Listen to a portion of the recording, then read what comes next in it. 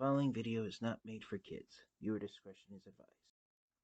Hello to my subscribers, this is the TFangi coming to you with a review of the Transformers War for Cybertron Trilogy Kingdom Deluxe Class Wingfinger figure.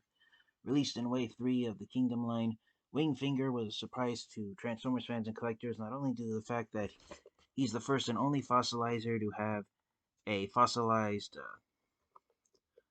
Pterodon for his beast mode, but Wingfinger was the first fossilizer released in the Kingdom line who is in fact a Maximal. Before Wingfinger, the only fossilizers we got were Predacons, and everyone was under the impression that the fossilizers were going to be a subgroup of Predacons, but Wingfinger being a Maximal will change that rule, and now the fossilizers are just a subgroup of characters from the Beast Wars franchise. I already did a video review of the Maximal character Dracodon, who you can go back and watch my review, and I discussed how fans are divided as to whether or not Dracodon and the figure he's repainted from Vertebrake are fossilizers or not.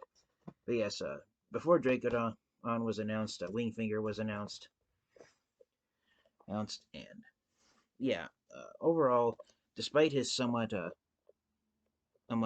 stick figure look with how he looks like a stick figure, there's just no overlooking that for me. Yeah, Wingfinger is pretty impressive looking regardless. So here's Wingfinger inside his box, and one thing I like about Wingfinger is that his robot mode face is painted entirely black, so it makes you wonder how he sees everything. It's kind of hard to see, but he does have a sculpted visor inside his face. He doesn't have a mouth, it's more of a mouth plate. And you can see it here on the artwork, and just like on the artwork, the visor is painted blue. So yeah, Wingfinger is somewhat more mysterious looking compared to Paleotrex and Ractonite.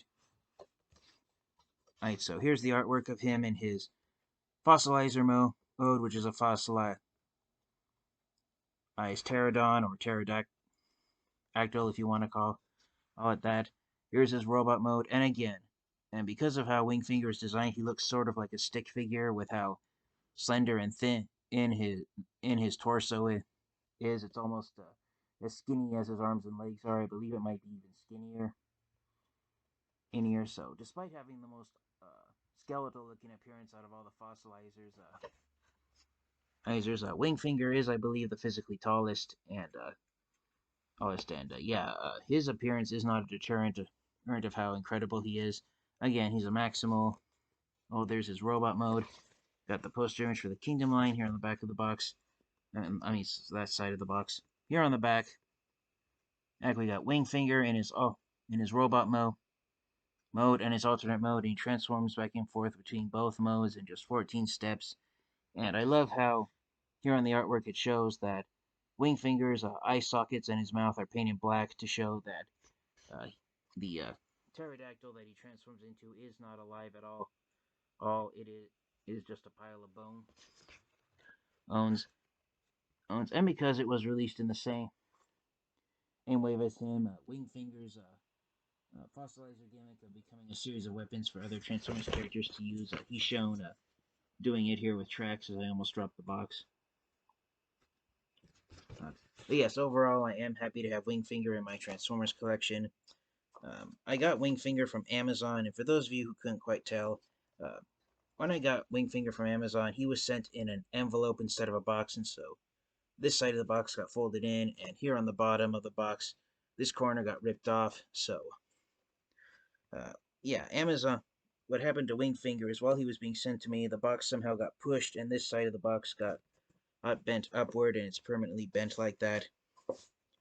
And so I contacted Amazon on telling them that Wingfinger's box got damaged while it was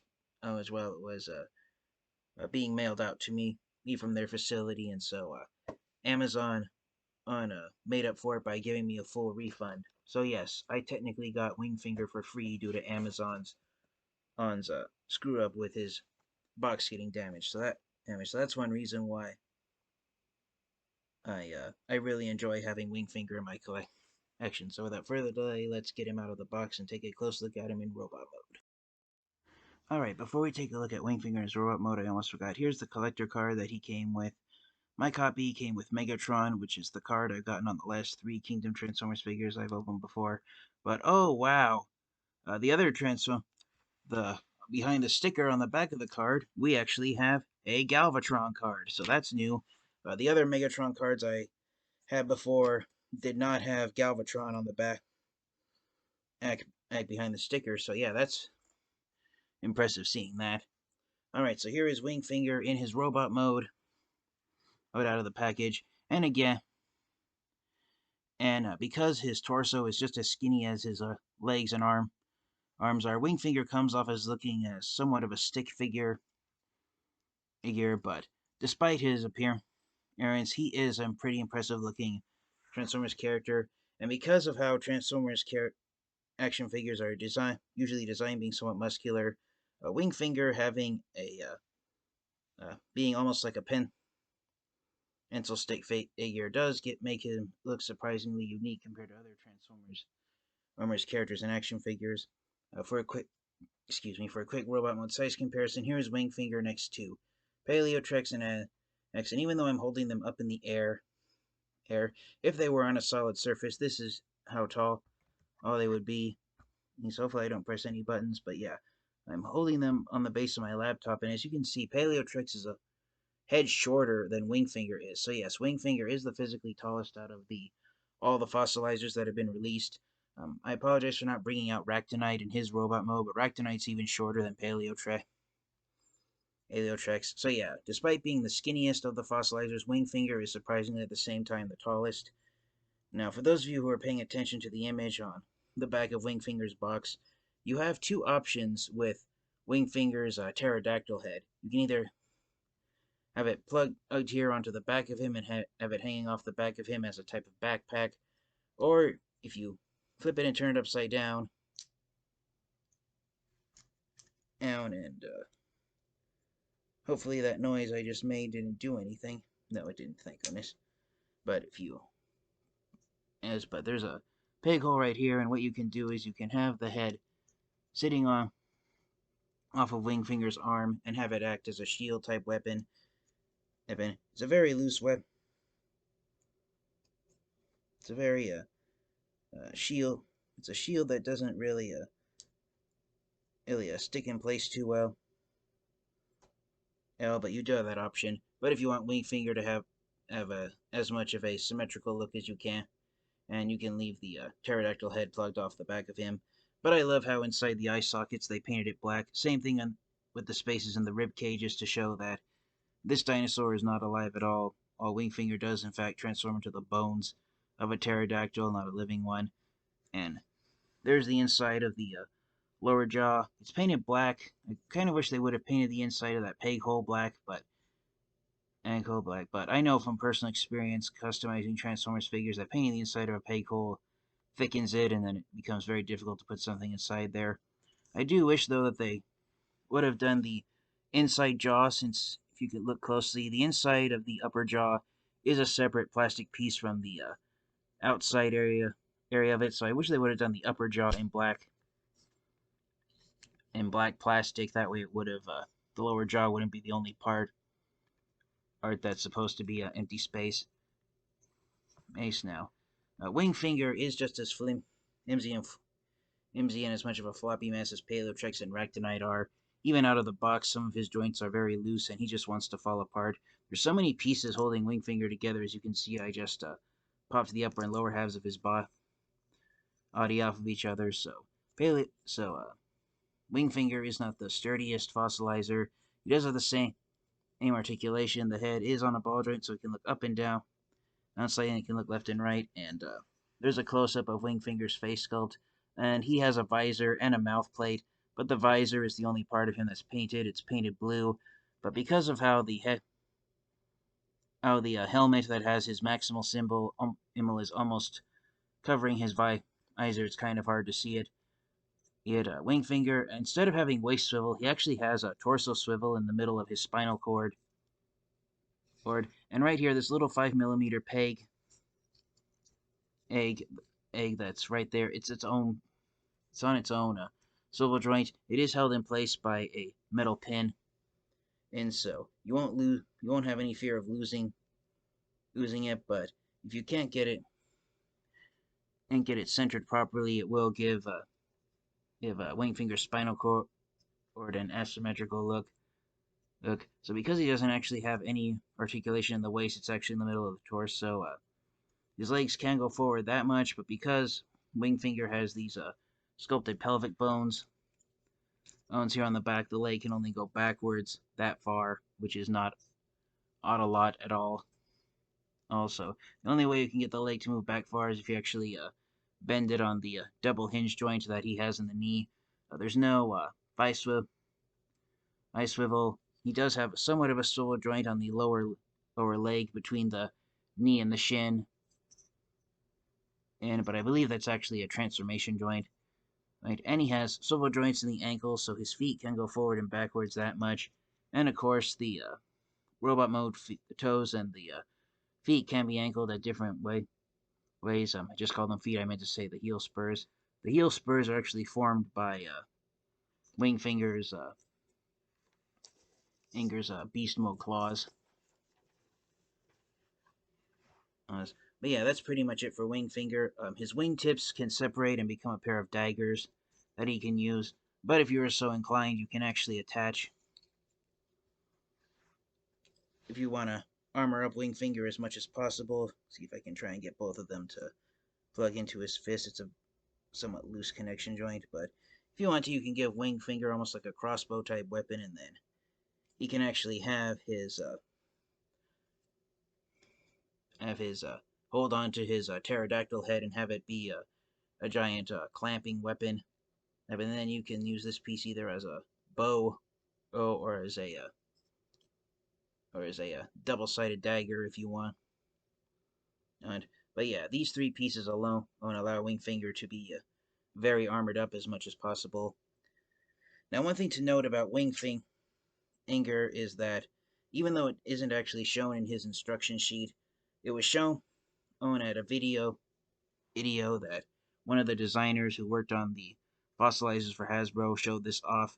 But apparently Hasbro originally wanted to have all of the Fossilizer figures come together and form a type of a skeletal dinosaur combiner, but it appears that halfway through production they decided to drop it in favor of the Fossilizers just being individual characters. Part of that could have been due to the fact that they decided to make Wingfinger a Maximal instead of a Predacon.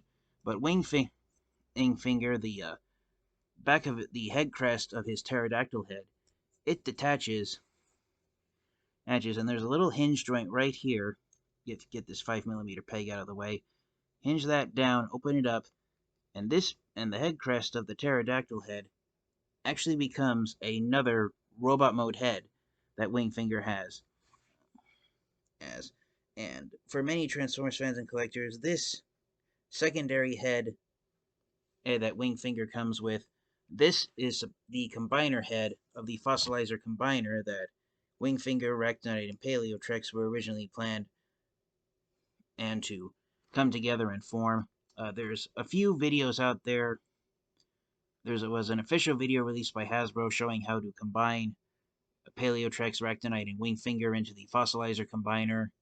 And since then, some Transformers fans and collectors wanting to see the Fossilizer combiner for themselves. After Wingfinger was released, they did videos showing how to make up the combiner. And the reason why I said that halfway through production, Hasbro decided to drop the Fossilizer combiner, even though Wingfinger still comes with the combiner head. That's because the not in any of the Fossilizer instructions does it show how to transform the Fossilizers into the combiner, and the combiner does not have a name. That's why it's known simply as the Fossilizer combiner. So I think it would have been nice if Hasbro had decided to make the Fossilizer combiner one of the main gimmicks of the Fossilizers in general. Even though Wingfinger's a Maximal and Ractinite and Paleotrex are Predacons, they could have done it so that the Fossilizer combiners comes together to show that that Transformers being having different factions, Maximals and Predacons, it doesn't matter. All the Transformers can unite together other and factions can be ignored, and Transformers fighting on different sides of the war can come together to make something even better. It would have been nice, I think, if the Fossilizer Combiner had gotten a chance to have its own name. So I don't know if I'm going to do a video showing off the Fossilizer Combiner, even though I've gone on about it for the last few minutes. And it's if I do, I will try to show it off. But since the video, for now, we're focusing now is on Wingfinger, let's get him transformed to take a look at him in his Fossilizer Beast mode. Alright, and here is Wingfinger transformed into his Fossilizer mode, and there is quite a bit of part swapping you have to do to get Wingfinger into this mode. You have to switch out the robot mode eyes and the hands with each other so that all the metal pins end up on the underside of Wingfinger, so when you look at him from above, the smaller pins are the ones that you see. But yeah, Wingfinger has an impressive wingspan. I mean, look at that. When you extend his wings fully outward as much as it will go, Wingfinger is almost as wide as a leader class size Transformers action figure is tall, and I'm having to hold Wingfinger really far back to get his whole wingspan here on camera, so you can and put the wings back. Like if you want Wingfinger to be in like a diving position or position if you want, or you can angle them however ever you wish. But yeah, Wingfinger does have an impressive mode again. And again, opening up his mouth, Wingfinger's jaws do open quite a bit. That's how far or that the jaw can open up when Wingfinger's in his beast mode. If you turn that 5mm peg on his neck to the side, then Wingfinger's jaw can open up almost 180 degrees, so that's a pretty impressive range of motion. And similar to Kingdom Air Razor, you can get Wingfinger in a sitting position. You just angle the legs like this, and then you bring the head all the way forward, and you angle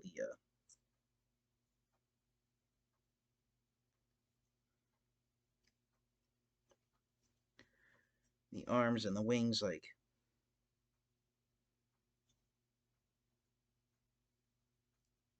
this. And here is Wingfinger in a standing position as if he were on the ground. And I'll use this box as an example. Paleontologists currently theorize that when they ended on a solid surface and weren't flying around, that pterodactyls and pterodons might have sat in a position like this where they relied on the fingers in the middle of their wings along with their feet to support their body weight on the ground. So this is the most scientifically accurate representation of Wingfinger when he's in a non-flying position. So the non-flying position isn't as widespread as his flying position, but that's what paleontologists currently theorize was typical behavior of pterodactyls. And for a quick size comparison, in Fossilizer Mode, here is Wingfinger next to Ractinite. I apologize for not bringing up Paleotrex again. But yeah, Wingfinger is pretty impressive looking. He does have the largest and longest head out of all the Fossilizers. And yes, it just amazes me. I said earlier in the review that Paleotrex looks like a stick figure when he's in robot mode, but it amazes me that despite his slender appearance, he is the physically largest out of all the Fossilizers. So, congratulations to Hasbro and Takara Tomy for creating somewhat of an optical illusion, having the physically largest Fossilizer be the skinniest looking one. And similar to Ractinite, one thing that's questionable about the overall design for Wingfinger is that, just like Ractinite,